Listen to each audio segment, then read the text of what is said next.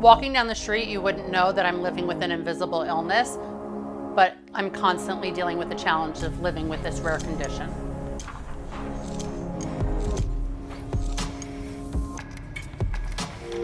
Shortly after I was born, my mom started recognizing different health issues that I was dealing with. I was having more colds and sinus infections and ear infections than most kids. Eczema, boils, rashes, my fingernails were falling off. I was getting warts on my hand. My mom saw every different doctor and specialist in New York City, and everyone just sort of shrugged, saying, "We don't know what the deal is." At 10 years old, I finally found a doctor who did a blood test and said, "You have hyper IgE syndrome," and gave me a drug and sent me on my way because no one really knew what this condition was and how to treat me. There's less than 1 in 300 people that have this condition.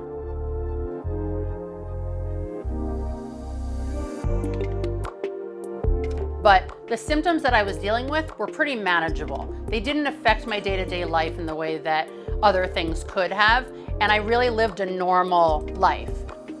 So I just sort of brushed things under the rug.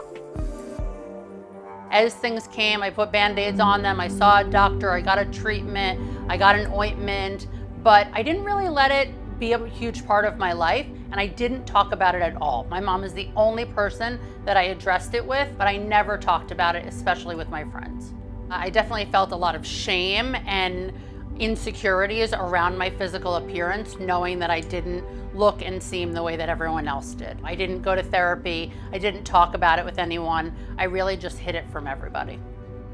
I remember a day, freshman year of college, when we did Halloween, a group of us, and we were all gonna be sexy angels and devils, and I decided to wear a mesh shirt underneath my low-cut shirt because I wanted to hide my arms. My eczema was on my face, was on my chest, was on my arms, and on my back. Yeah, it was not really pleasant to look at. And so I always found ways to sort of pretend that I wasn't dealing with this and hide it physically, even if it was 80, 90 degrees out. In 2011, I was working a really high stress job in PR, and I was working crazy hours, and I would walk down the street 2 blocks and feel like I was gonna collapse and have to get in a taxi. Or I would walk up 2 flights of stairs in my old apartment and I couldn't get up the full stairs without being completely out of breath and winded. So I went to a doctor who said, "Oh, you have bronchitis, pneumonia." She gave me lots of drugs and inhalers, but something wasn't right, and it was really clear that there was more going on. The doctor prescribed me these things, I tried them, nothing really worked. So eventually in February 2012, I went to a specialist. We did a bunch of tests at the doctor's office, and she found a cyst the size of a golf ball in my right lung. It was shocking. I mean, it came out of nowhere. We don't know to this day, 7+ years later, if it had been there for months or years, because I hadn't had a CAT scan in over 17 years prior.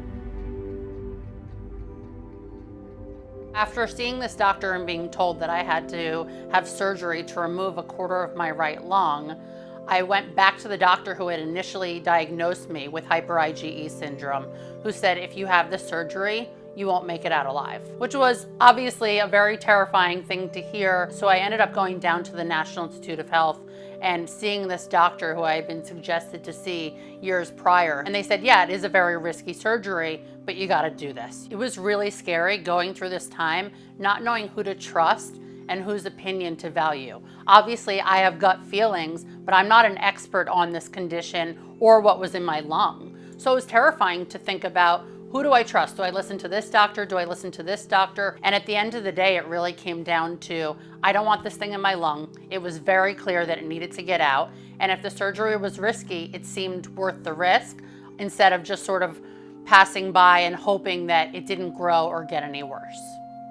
So on March 5th, 2012, I had a quarter of my right lung removed. It was a crazy time in my life. I mean, just sort of going through the process of going on medical leave, stopping my life, which I had never allowed myself to do, but also navigate having to have conversations with my friends and family members and starting to disclose that, oh, by the way, this isn't just some one-off situation. It's because I've had this rare condition my whole life. My doctor suggested that I start doing injections and giving them to myself. So I was really stressed and anxious and not feeling so great about it. And I had a nurse come this morning to show me how to do it. And I'm really happy to say that it was not as bad as I expected. I felt like, okay, every 2 weeks I can navigate this. Hopefully it actually works.